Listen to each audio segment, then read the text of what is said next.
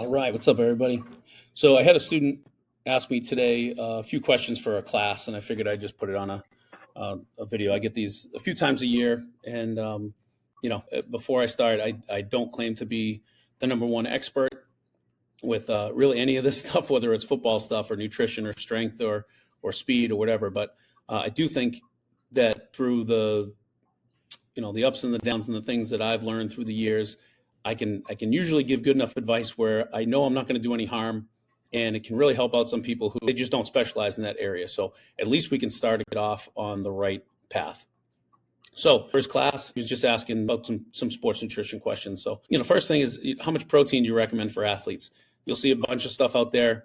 I've seen everything from 1 gram of protein for every kilogram of body weight, 1 gram of protein for every 2 pounds of body weight, so 50% of your body weight, right? So if I weigh 250, I would want 125 grams of protein a day. And then I've heard ending up to grams per pound. So, I think you have to look at how you feel after you try it. I think I would really start with making sure you have some sort of real protein at every meal. Real protein, not processed protein. Protein shakes are all good, but if you can get it more from real sources, I think that's really what you're looking for.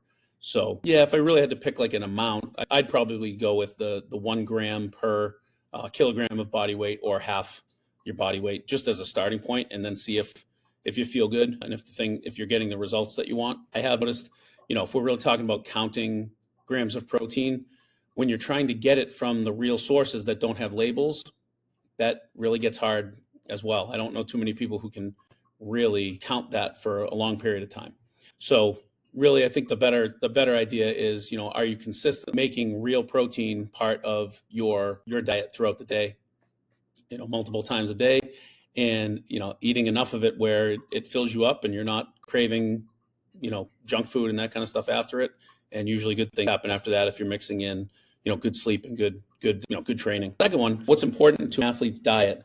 So the short answer that I say all the time, because that's kind of my area, I don't like to give the big long answers. I can ramble, but the answer I try to give so that people can actually apply it is, establish a diet where 80 to 90% of what you eat is fruits, vegetables, water, like I was just saying above, real actual food, not something with a bunch of ingredients. You could add in, unprocessed carbohydrates as well. So, when some people get into, whole grains and that kind of stuff, but, the main thing is if you're getting 80 to 90% of that stuff, you're usually doing pretty well. The other thing on the other end is, are you limiting, or for some people, eliminating sugar and flour?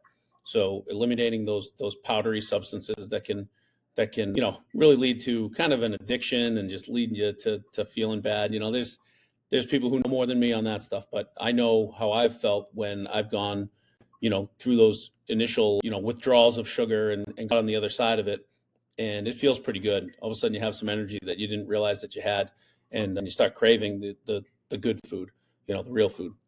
So really, fruits, vegetables, water, real protein for the most of the time there, and most of the time don't eat anything with extra sugar or flour. Try to keep it as real as you can, and that's a most of the time thing. How many people can really do it perfectly? I don't know, but that's what I would say.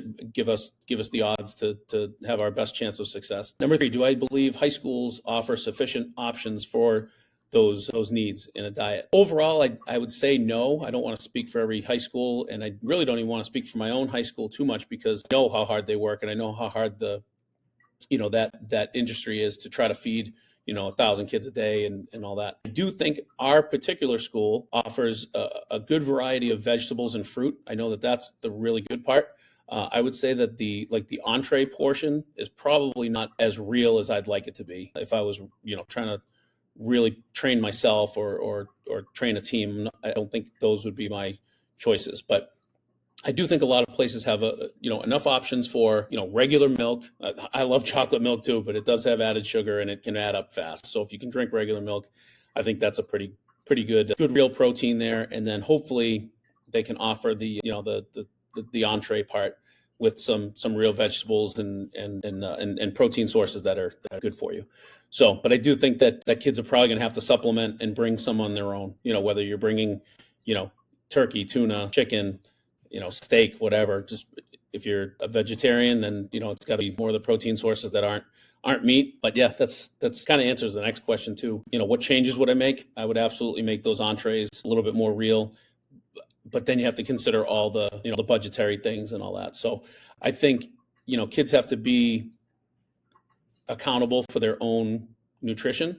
I guess one other simple thing is I would maybe add more eggs. I know that that's a hot topic right now in April 2025 with the cost of eggs, but in general, over time, I've never seen eggs as like crazy expensive, and being able to have hard boiled eggs or other sources of good protein, I think would be a good adjustment, especially when you start educating athletes on a regular basis. Like use what the school gives you to eat like an elite athlete. So not sure we can fix everything. I don't think we can train like an NFL guy or a Hollywood celebrity due to the budget. So most kids are probably going to have to do that supplementation on their own. And then the last question, number 5, is how have you seen poor nutrition affect athletes? And the 24/7 life of a high school athlete, who knows what kind of choices everyone's making. It's a hard time of their lives where they're probably, the average kid's probably not sleeping enough. They're probably not hydrating enough, probably not eating the way that we talked about in those first couple steps. And that combination of poor sleep, poor nutrition, poor time management, all just basically everything in that lifestyle. I mean, people are trying to establish their lifestyle at the high school level, and usually they're making some mistakes that they're going to make changes with eventually. So how does it affect them? You definitely see it contributes, it pushes back and forth. I think they work in a circular fashion. If I get poor sleep, I'm probably going to feel kind of sorry for myself. I feel bored. I feel run down. So I'm more likely to not really care about what I eat. And then the same thing, if I'm eating a bunch of crap, I'm probably going to feel tired. I'm going to feel run down, and that can just get kind of circular. And same thing that goes with water, because that's part of your nutrition. If you're not drinking enough water, that can affect you too. All of a sudden you realize I wasn't that hungry and I wasn't craving that stuff that bad. I just needed to drink. So yeah, I mean, you'll see kids get sluggish, tired, motivation levels go down, moodiness, performance definitely goes down. We can never pinpoint exactly what is what combination or what factor is the worst, but I'm going to guess that nutrition has a big part to do with it. So that's, again, I'm not a go-to nutrition guy for high level details, but reasonable amount of protein, making sure you have fruits, vegetables, water, and real protein for number 2. Number 3 and 4 together, I think you gotta have high school kids and younger kids start taking accountability early and pack their lunches and have that extra stuff. And some of it needs to be basic stuff. It might not be the most entertaining thing to eat, but if on a regular basis you're bringing a salad and you're bringing hard-boiled eggs and that kind of stuff, or chicken, whatever, those things can really help kids help themselves. And then that last part, yeah, it definitely affects athletes. And I think if a kid can get their nutrition and their sleep and their hydration in order, hey, you can't guarantee that you're going to be the best in the world, but you can probably pass a few kids that are in your neighborhood of talent level. So because the average kid isn't doing it. So hopefully that helps. And yeah, I'll see you guys in the next one. Thanks a lot.